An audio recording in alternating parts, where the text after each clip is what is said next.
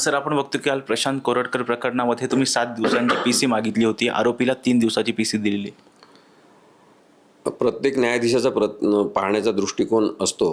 नवीन नवीन न्यायाधीश जे असतात ते अनेक गोष्टींचा विचार करून अशा संदर्भात आदेश पारित करत असतात. कारण की प्रशांत कोरटकर हे अत्यंत पोचलेले असे व्यक्ती आहे. त्यांचे संबंध खूप जणांशी आहे.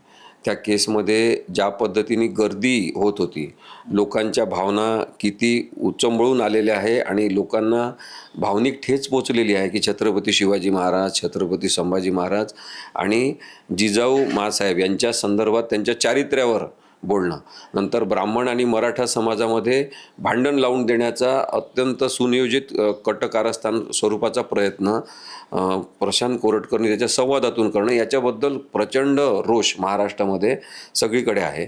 आणि त्याचीसुद्धा माहिती किंवा परिणाम हा न्यायाधीशांवर बरेचदा होत असतो.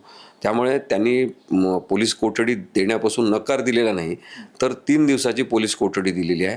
यानंतर पुन्हा ती एक्सटेंड केली जाऊ शकते. त्यामुळे 3 दिवसाचीच पोलीस कोठडी दिली म्हणून त्याच्यात काहीतरी डिफेक्ट आहे त्यांच्या निर्णयामध्ये असं आपण म्हणू शकत नाही.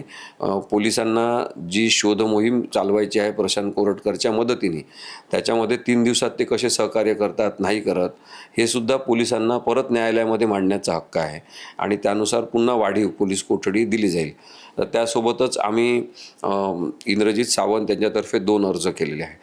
एक अर्ज केला आहे की कोल्हापूरच्या जुना राजवाडा पोलीस स्टेशनमध्ये किती CCTV कॅमेरे लावलेले आहेत, ते कुठे कुठे लावले आहेत, लोकेशन काय आहे त्याचे, त्याची माहिती आम्ही मागितलेली आहे.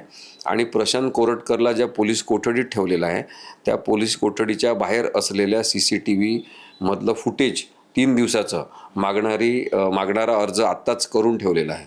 कारण की प्रशांत कोरटकरचे संबंध पाहता त्याला भेटायला कोण कोण येणार याच्याबद्दल पारदर्शकता असली पाहिजे.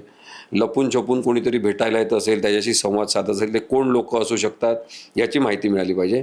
आणि प्रशांत कोरटकर हा आरोपी आहे तर आरोपीसारखीच वागणूक त्याला मिळाली पाहिजे. आत्ता तो संशयित आरोपी असला तरी त्याला पोलीस कोठडी दिली आहे. त्याच्यामुळे पोलीस कोठडीमध्ये त्याला गादी देणं, झोपायला उशी देणं, वेगळ्या प्रकारचं अन्न खायला देणं, असे प्रकार कोणते केले जाऊ शकत नाही.